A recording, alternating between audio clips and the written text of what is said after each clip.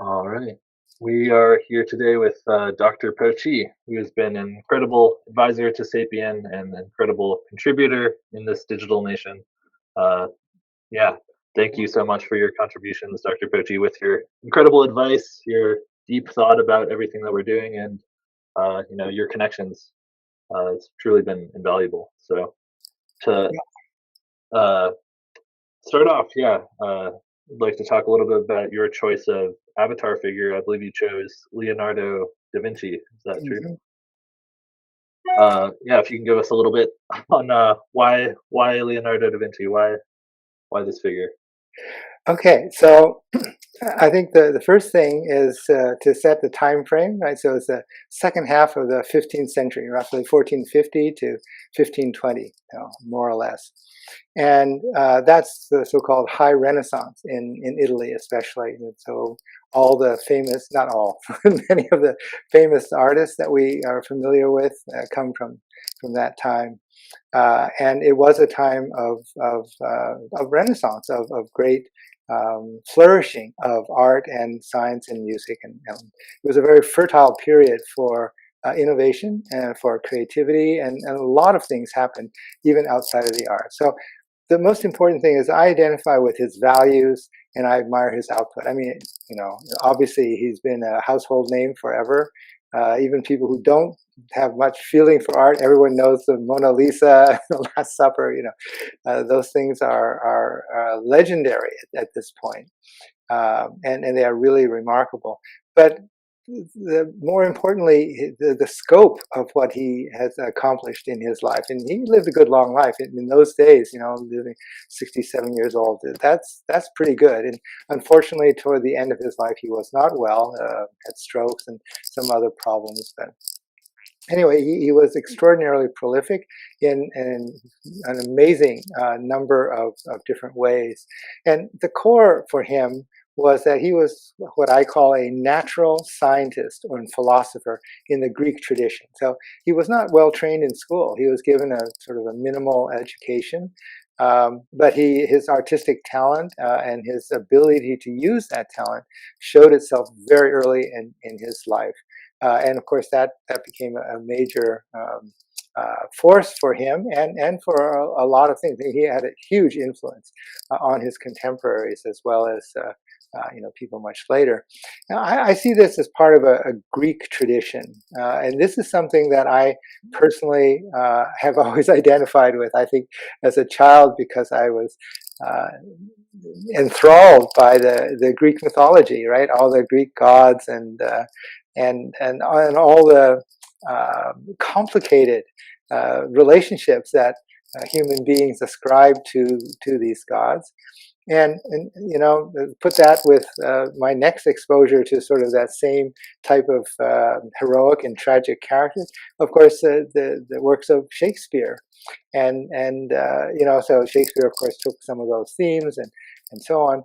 But it sort of highlights the best and the worst of humanity, right? That's always really fascinating. And I think as we in Sapien and we think about the future now, that's one of the things we're struggling with, right? Is how do we deal with the complexity of being human? Whether you take the Catholic Church position, original sin, you want to be like God, or just Freud. Oh, it's all my mom's fault. I had a bad childhood. um, Mm. we as a human race, we're obsessed with this, but because it is truly fundamental, it shows up everywhere. And I like to say that entrepreneurs, people who follow the path of entrepreneurship, really kind of highlight those contrasting personality characteristics. And in a way, the volatility, the ups and downs of your life as an entrepreneur sort of reflect, if you will, this change Mm. in our emotional state, and how we try to tap into that emotional energy and channel it in productive ways. And of course, we're not all 100% successful. That's Mhm. that's being human. So we know a lot about his Da Vinci's art.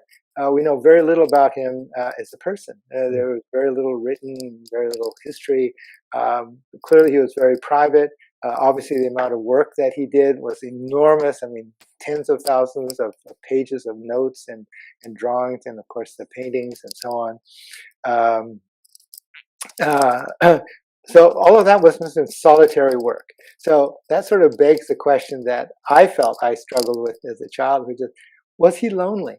You know, Mm. when you have so much, not just the talent, but that absorption in nature, wanting to understand. And he was, you know, again, truly brilliant in terms of not only human physiology. People have seen the incredible drawings he made of muscles and bones and so on at a level of detail that was unknown at that time. He was equally interested in animals and equally interested in engineering things. I mean, he was well known as a strategist. In fact, he was hired, you know, by some of the local rulers in some of those I don't know, you call them counties or whatever Yeah. in Italy to create war strategies and battlements and, you know, war tools. So he was. Again, he Mm. just had this incredible mind where he delved into all this detail. But in order to do that, it has to be a rather a lonely life. But Mm. was he lonely? Again, we don't know. Apparently, he was pretty much universally admired, which was, I think, pretty unusual at that time. It was a very rich political environment. There are rumors that maybe he was homosexual. You know, who knows? You know, again, that's a little bit of Mm. the Greek thing. Yeah. But he saw the world through the eyes of an artist. Mm. And I thought that is a really important, and the humanist, right? The very humanist thing. I think if we could all learn to you know, exercise a little bit more of that, I'm sure we all have some talent in that sphere. I think we'd be better people. We'd understand how to see more of the good in people, right? And not Yeah. just the criticisms and say, oh well, this is bad, this thought is wrong, and so on and so forth. And I'm not saying he's perfect. I'm just saying he was a real human being, and he had an extraordinary talent. Yeah.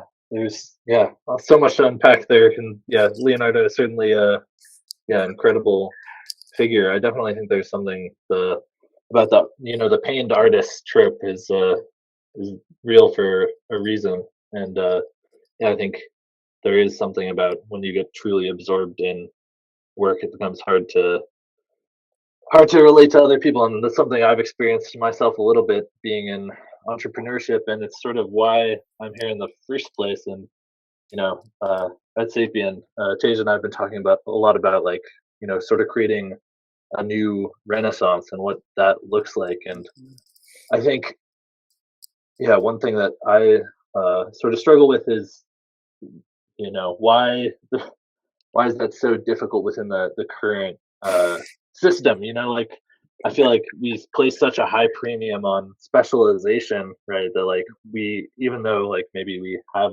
had a supposedly liberal arts education, right? Like I feel like we're still looking at things through such a limited perspective when really there is so much value to be gained from taking a broader humanist perspective.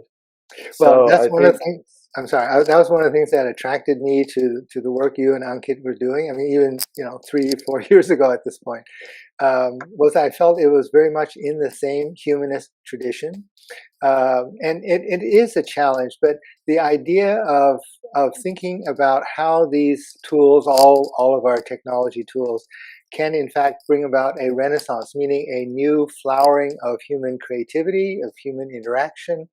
I think that's extremely exciting. Of course, it's not easy. I mean, 7 billion people in the world, the divisions, the distinctions, Hmm. impossible to say they don't exist.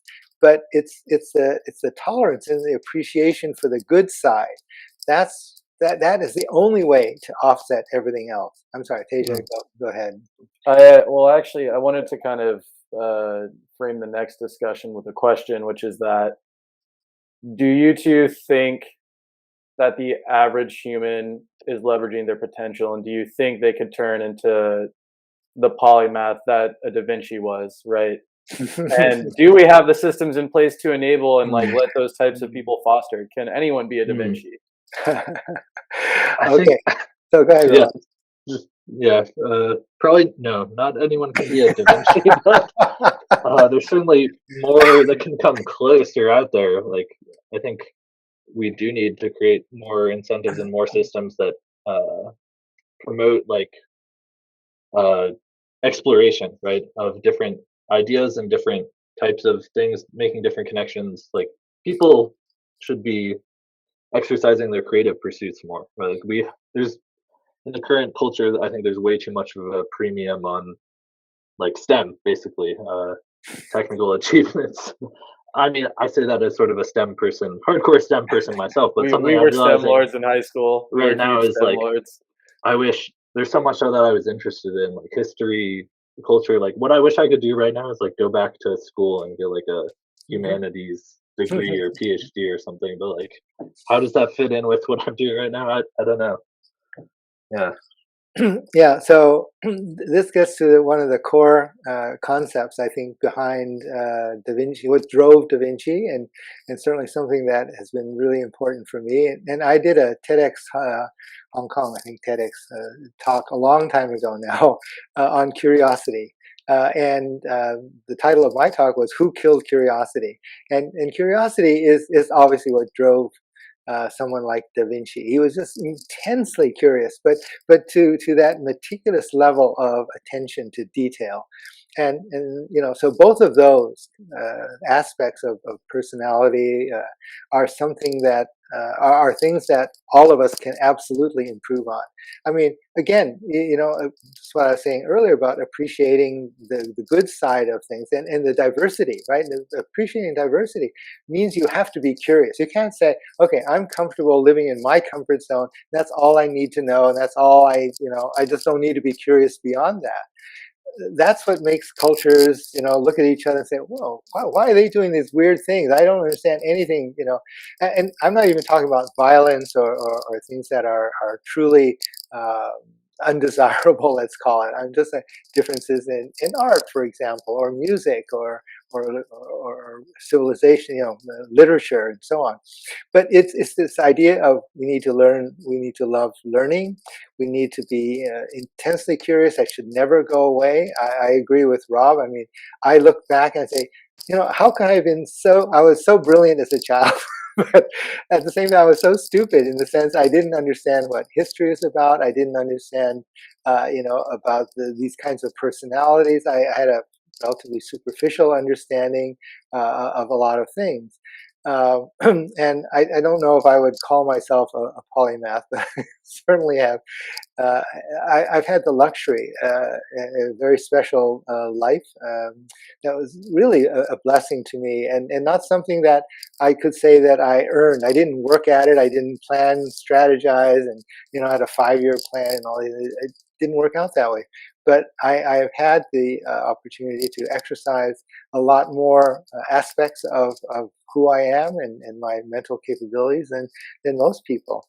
And I'm eternally grateful for that. That has given me the opportunity to, I think, be a much better human being. You know, for my family as a father and wife, but as of course as an advisor, I think I'm able to give a different kind of guidance to entrepreneurs.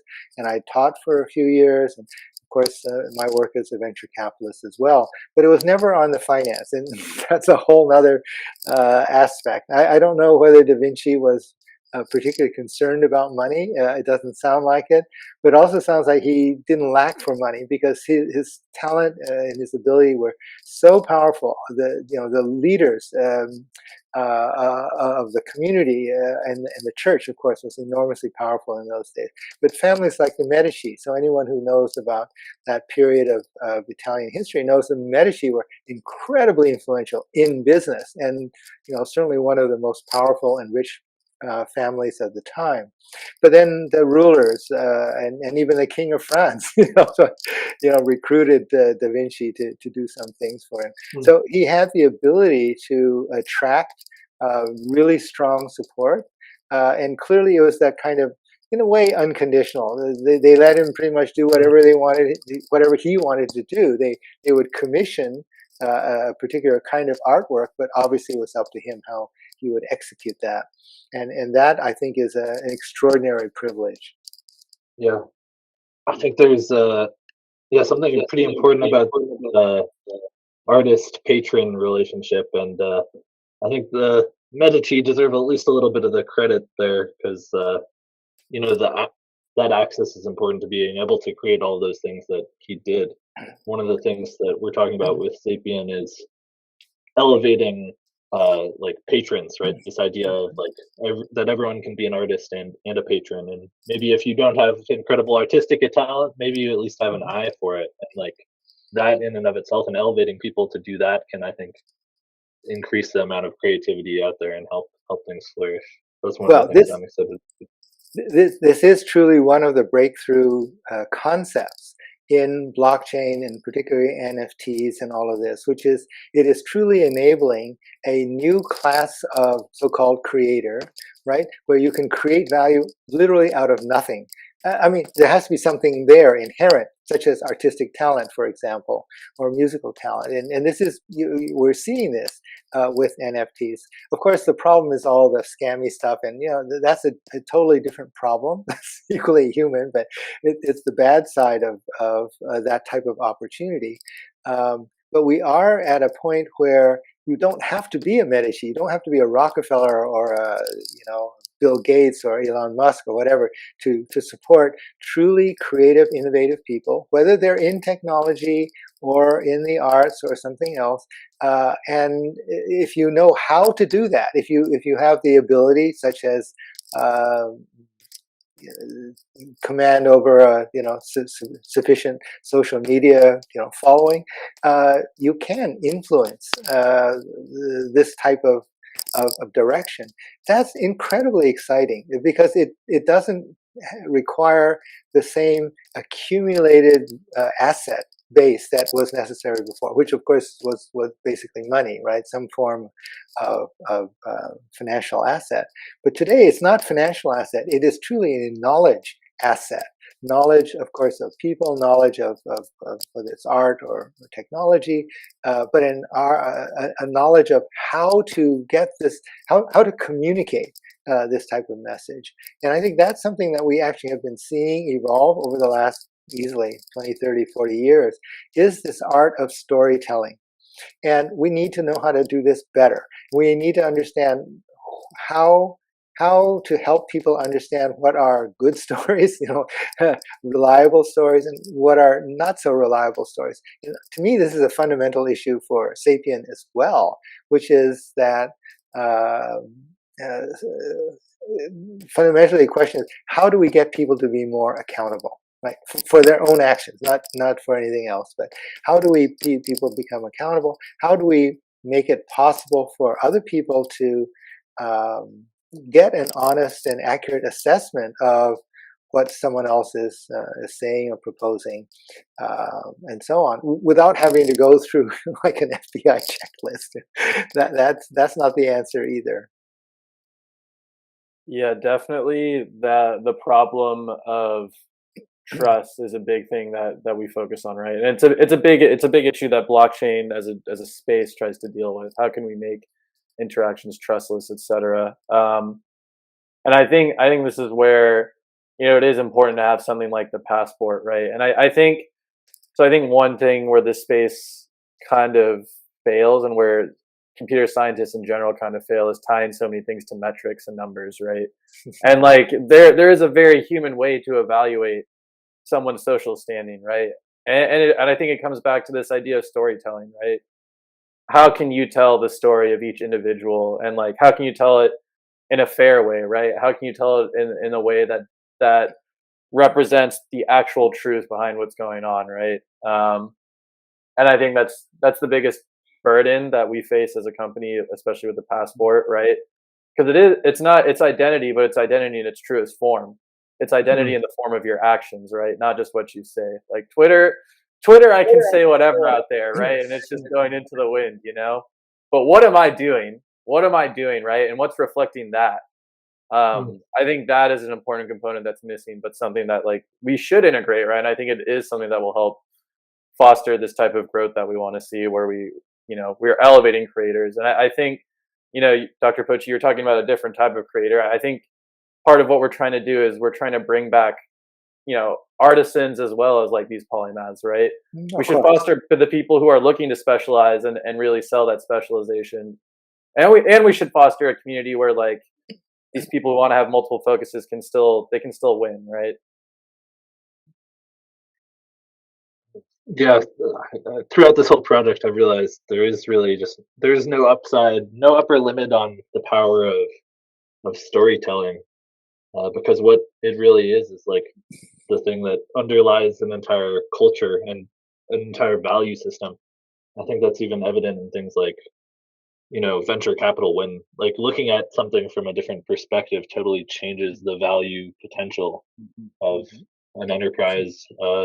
Something like a digital nation, even the idea of like what we're doing when it's a company, it's entirely different than if it's a nation, right? So that story itself is just so important to what we're doing. Yeah, well, I think the great weakness, especially in the blockchain world, is that so much of the perspective is from the technology side, and it is looking for kinds of metrics and quantified and so on and so forth. But it's also a reliance on logic and sort of the intellectual process, and unfortunately, that is arguably one of our strengths as a human, but it's also one of our weaknesses. And trust doesn't actually work from the intellect. It's just been demonstrated forever. I think the trust is not a simple concept. I think people have tried to make it sound simpler, but I think it's a very complex description of a certain type of human interaction, and it's very human. It's very physical. It's a human being that has to have trust. It's not, okay, this is a trustless mechanism, so computer to computer, no problem. Yeah, but that's not how humans work. Computer is not a representation of a human. And what the human, ascribes to be trustworthy in terms of the way his computer functions is fine until, something happens in the black box that he doesn't see, doesn't know, and then he's completely bewildered. So we actually do need to continue to reinforce that connection. And I think this is actually from the very earliest days of the internet, so 30, 40 years ago, that was actually the problem, is the same online, offline, right? What is virtual, what is physical? And now it's going to be even more severe because the contrast is going to be more severe because so much is now can be done and is being done in the so-called virtual space. But how does that relate back to humans, and how will humans deal with that? That is a really interesting question. And it's not about theorizing and speculating. It's about seeing, creating experiments, letting people try different things and see how they respond with their feelings. Right? And not just, here's how we get things done. Getting things done is one whole process. But how does that change how you feel? Because that doesn't translate. What I feel as an avatar in a virtual space may not have anything to do with how I feel as a human. Yeah, I definitely think the virtual versus physical is a sort of a big issue problem. I mean, there's a bunch of potential in the virtual space, but I think we can't lose on physical reality. And even with things like education, right? Like I think there's a tremendous difference in Zoom school versus being in person. There's a reason that universities are a thing, and being in a classroom is so important. And yeah, going back to another thread about education, we were talking about Da Vinci sort of being this like natural scientist, natural philosopher. I wonder if sort of how we think about education, whether or not the boundaries of certain disciplines are even valid, and how education might evolve going forward, or academia, intellectual pursuits. Do you guys think that we need to sort of reinvent our understanding of these things to initiate this renaissance?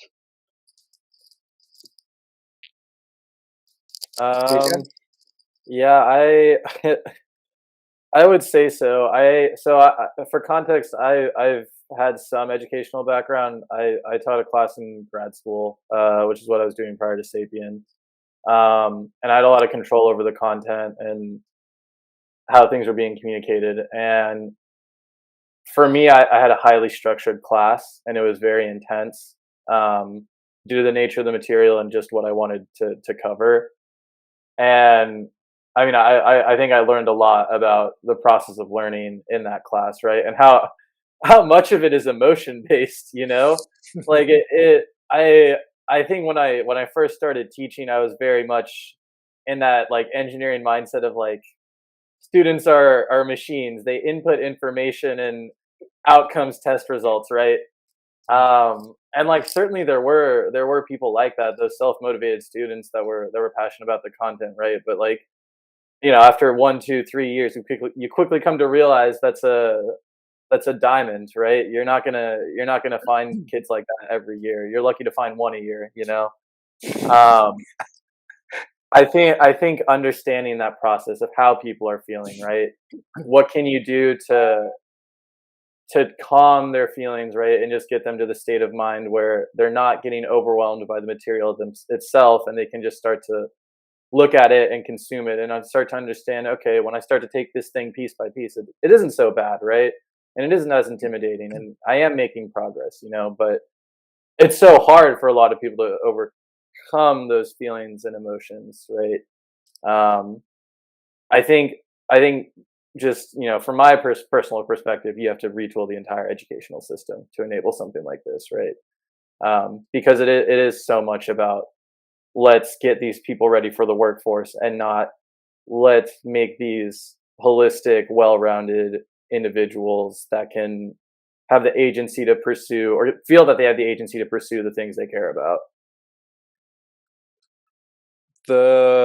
The lack of humanity, I guess, in the education system is the real issue, right? And it's and my main point is just the reason why I think, you know, things like STEM got so overvalued, and the reason why the system is so stuck in its ways, I guess, is because it was geared around this idea that we had to create more laborers, right? And enter this system and create more people that can generate more profit, you know. And a lot of that policy for education was largely driven by these corporations, and kind of the culture that they emit, right? I don't think there's one evil guy up there that's like sinister and is like, yes, we need to make sure that the education system is bad enough to like facilitate our system, right? It's the overall culture that generates and it's the attitudes of multiple people in higher positions that I think cause these systemic problems. And I think that's where the storytelling is important.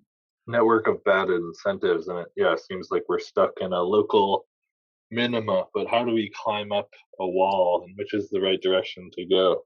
Yep. Yeah, I completely agree with that, and it is absolutely a systemic issue of the value of knowledge. Okay, really, knowledge has never been valued. Honestly, it's never been valued. It's only the output, right? People use knowledge to make something physical. It used to be a physical thing. Now we understand you can make things that are not physical, like software, and you can do that. But we are all paid, including educators, unfortunately. We're basically paid by the piece or by the hour. We're not paid by the value, the worth of what it is that we have created. Now, software entrepreneurship is kind of the closest thing that you could say. Well, oh yeah, of course they became a centimillionaire by creating this incredible company. That's fine, but that's not really what we're talking about. So it really is a difference in terms of where we are going, what we were talking about earlier, the tools have now migrated, evolved to a point where some of the original metrics are increasingly less important. I mean, physical metrics are important because we live in a physical world, and work has to get done and so on. But the old economy was extractive, right? We extract minerals and things from the ground. We extract labor from humans. We don't actually build on the knowledge of humans, right? If corporations, if the world, the economic system were built on that, it'd be totally different. We'd all be continuing to learn, because that's how we would become more valuable assets, both to ourselves and to whoever wants to benefit from our work. But that's not the case, right? Now, if you work in a company and your skills get outdated, they throw you out and they hire somebody new in. That's much easier for them than to invest in you and train you and so on and so forth. That's not universally true, but it's more true than would be desirable. But we are coming to a new world order where knowledge itself and the creativity, artistic creativity, or any kind of creativity, can be rewarded in and of itself, just because people appreciate it. Now, that also sounds a little idealistic, but the idealism comes when you try to say, okay, how does that translate into real life? How do you take the crypto and go buy groceries with it? And that remains to be a problem. But unfortunately, this is a political problem. This is not a technology problem. This is not it's not even a story. Well, it is kind of a storytelling problem, but it is about an entire political system that has to admit a different way of understanding what role we as individuals play in our society. And again, I think this is something that Sapien is, you're focused on this. This is something that you will address, or you are addressing. It's a long slog because, again, you have to overcome so many, not overcome, that's not the right word. You have to encounter, embrace, and work with so many diverse perspectives. Because everyone's going to look at it a little differently, and again, that's the issue.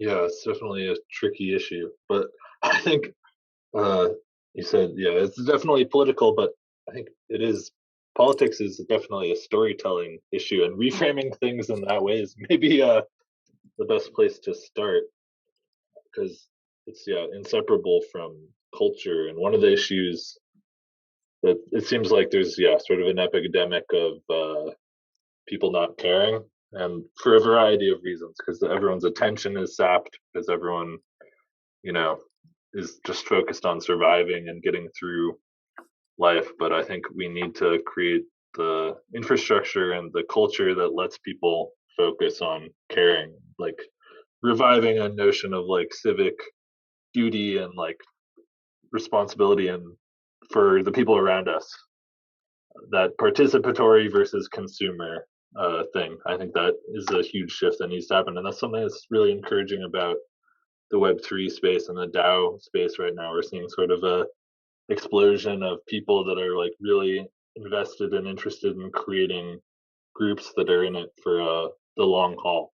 They're trying to like get really direct engagement and like create positive cultures and support their communities and find other communities that they're willing to engage with. So pretty hopeful there. Well, that's the point of great art, whether it's a Da Vinci or someone contemporary art. The idea is that art, when we observe art, not just we create it, not as an artist, but it just as an audience, we can appreciate more about who we are as human beings, individually and collectively. That really, I think, is one of the drivers behind the artistic impulse and the artistic talent.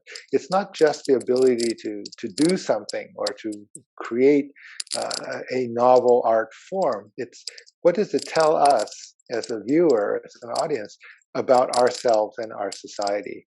And I think that's again, it's an important question. There's no single answer. It's not something you can measure easily. It may not have a lot of practical value, but it certainly can have a lot of impact. So as you said, it's the storytelling, but it's a different kind of storytelling. That's very important. It's not let me tell you my story about X. It's let me show you something in which you will find your story. Right, that's a very, very different way. And you know, if startups were able to do that, even for very commercial product, profit-making enterprise, all that, if they could understand that what they're offering to the world is an innovation that something new, something that's going to change their people's lives, but that the consumer, the user of this product or service is somehow going to feel better about themselves. That's very, very different than just sort of, okay, makes things run cheaper, better, faster.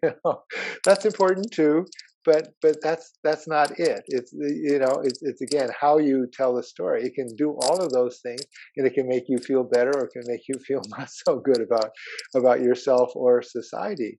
There's so much talk about all this automation, AI or robotics. It's going to put thousands or millions of people out of work and so on. Well, on one level, that's really true, right? That's the whole point of automation. But at the same time, that's what drove the Industrial Revolution. That's what drove every revolution is new tools that really fundamentally changed how we thought about how we contribute. If you think that you're limited to just contributing your physical labor, I mean, if you enjoy that, that's fine. That people do that. Like call that an athlete. If you make a little bit of a crude parallel here, that's more of a purely physical activity. But that's not the way you have to define your work. You can't say I can only do manual labor and that's going to be my life till I die. That's terrible. Unless that's what you love. You want to be a logger in a tree farm, then go for it.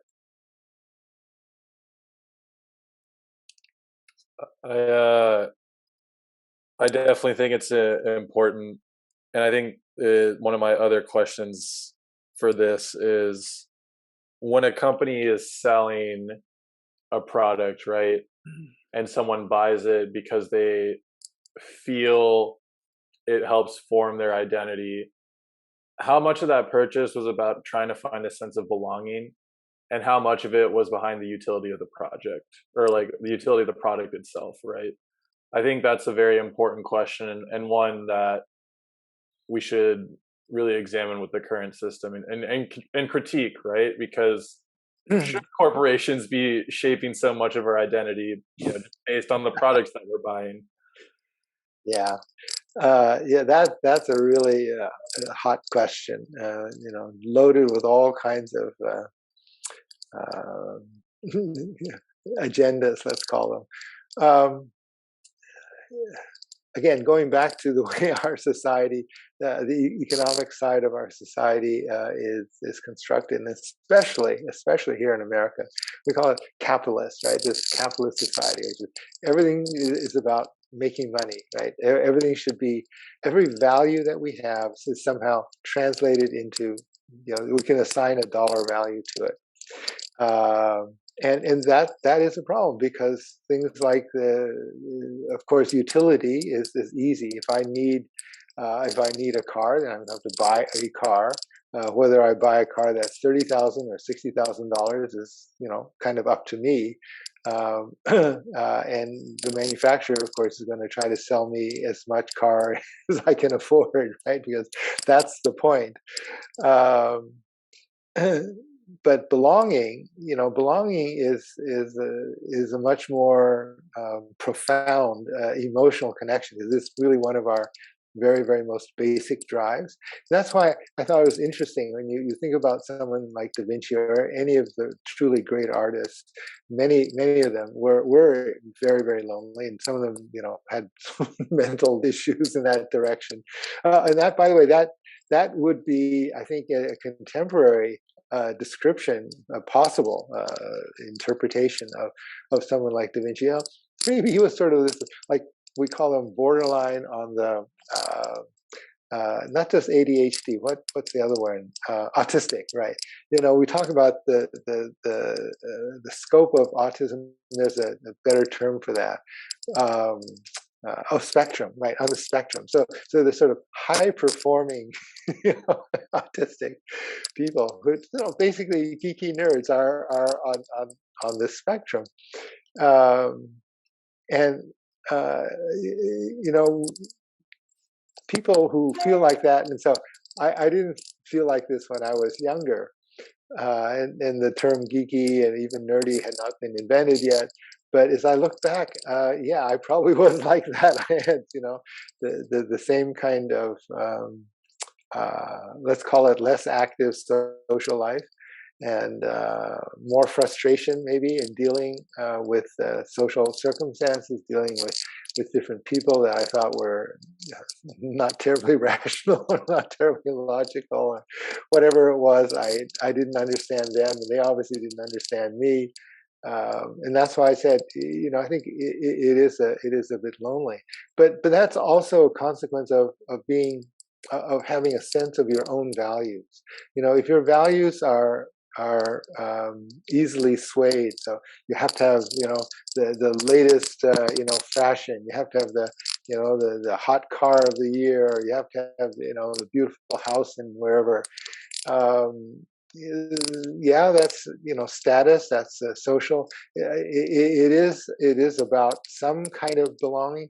It is also psychologically sort of the insecurity that you need this.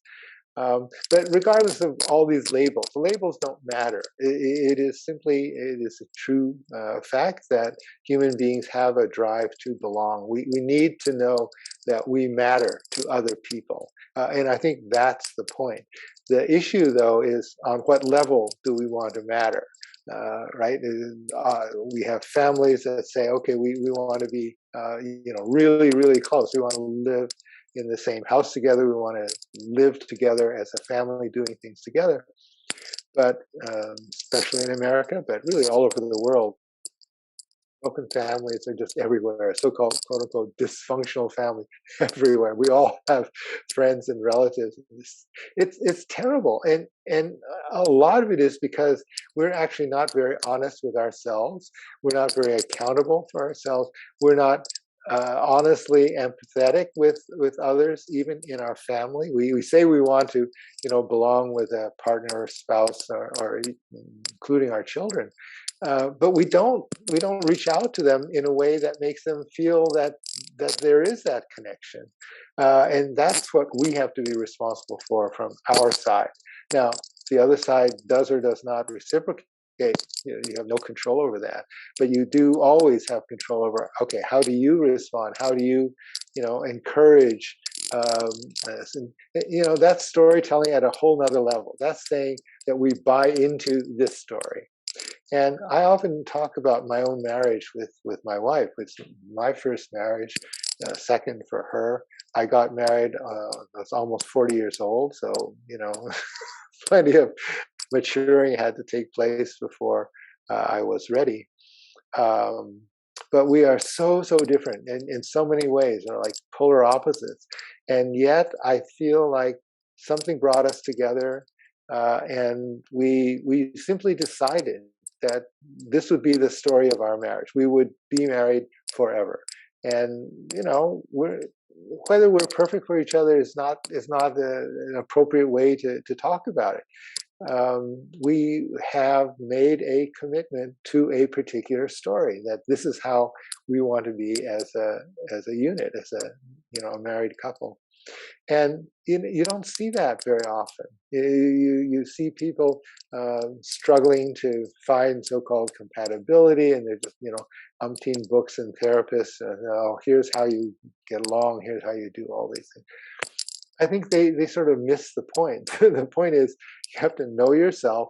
You have to be able to communicate clearly and honestly. and then you have to simply make a commitment. It's very much like being an entrepreneur. It's very, very similar. You simply make a commitment. You say, I'm going to do everything I can to this company, for this company, until I can't do it anymore.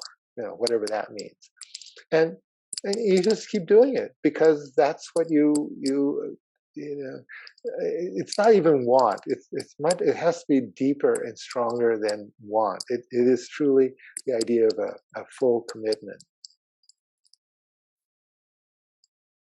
That's hard. Okay, human beings don't do that well.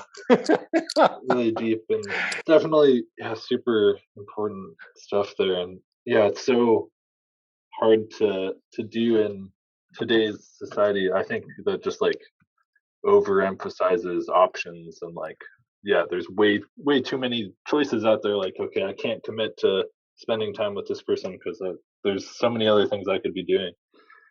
It's an effect of the internet and increased connectivity, right? And just I mean the system as a whole. There's abundance in everything, right? That's why these companies have to fool you into giving you a sense of belonging to buy their product, because there's a million other backpacks out there, right?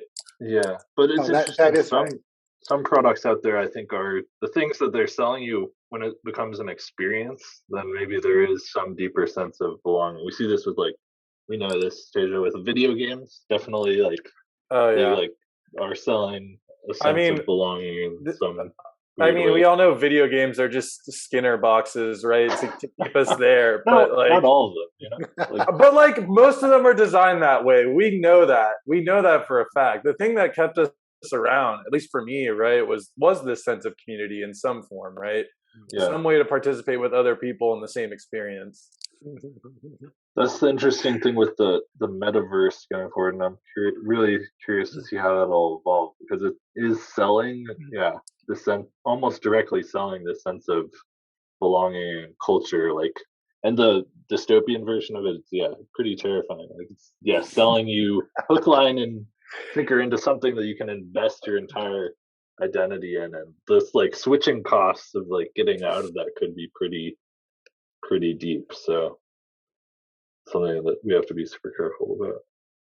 Yeah, no, this is no doubt, again, opening up an entire, I would call it an entirely new set of neural connections, a neural network within our brains that we have never experienced before. It's bits and pieces of all the different things that we've been talking about, but it is truly looking at a set of inputs that we've never combined together, and we've never asked, what happens when this network is functioning? How does that interact with our pre-existing networks, which are certainly not going to go away anytime soon either?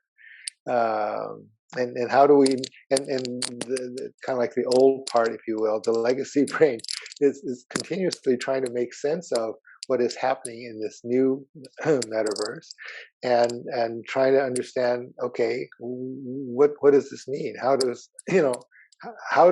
how am I supposed to think about myself again? We are unfortunately totally self-absorbed in that way, because we need to protect ourselves, right? The first reaction to things we don't understand is always the fight or flight syndrome, right? Do we see this as a threat, or is this something just a curiosity and something we play with? And, what do we want to do with this? Yeah, I see the huge potential of elevating communities, right, as a safety mechanism or something for this, because relationships do require commitment, but committing to a person is different than committing to a community, and committing to a community is, I think, a lot maybe more achievable, more sustainable in a lot of ways, less odds of individual points of failure, I guess. I mean, this is what we talk about all the time, Rob, which is just the more people you add to some directed group, right, the more you de-risk yourself from that objective or goal failing, but it is really about the quality of person, right? You can't just throw everyone in there and expect it to get done. The quality of culture and the quality of what everyone is there for. Right? That's so important and Yeah. requires constant work and constant attention and alignment. Something we realized is super important, right? Like, Yes, we are going through the rocky process of running a company. yeah, yeah, Well, something that I spoke to Rob and Ankit about a long time ago in terms of innovation was the resistance to change. And, here in this case, particularly in the model you say adding people to a community, difference between a community and individual. Of course, the community is made up of individuals, but when you deal with a community or you think of a community, it's in a way it's kind of higher level things. You don't have to deal with a lot of nitty gritty, right? You don't have to live with those people in the community every day, hours and hours on end. But what you want to think about is the resistance. So think about friction. Okay, interpersonal friction, and where does that come from? What does that mean? How do we want to deal with it? Obviously, in a community of several thousand people, there's going to be plenty of room for individual friction, but does that necessarily translate to friction at a community level? And in some things, the answer has to be no, because otherwise you won't have a community at all. So for a community to function, to serve certain purposes or certain functions, in the context of those functions, somehow the friction must be low enough that people are willing to participate in a responsible way. And that's the point. So in our chaotic world today, pre-metaverse, if you want to call it that, friction is extraordinarily high. And the cost of raising your hand and saying I have a different opinion and I think we should turn left, everyone wants to go right.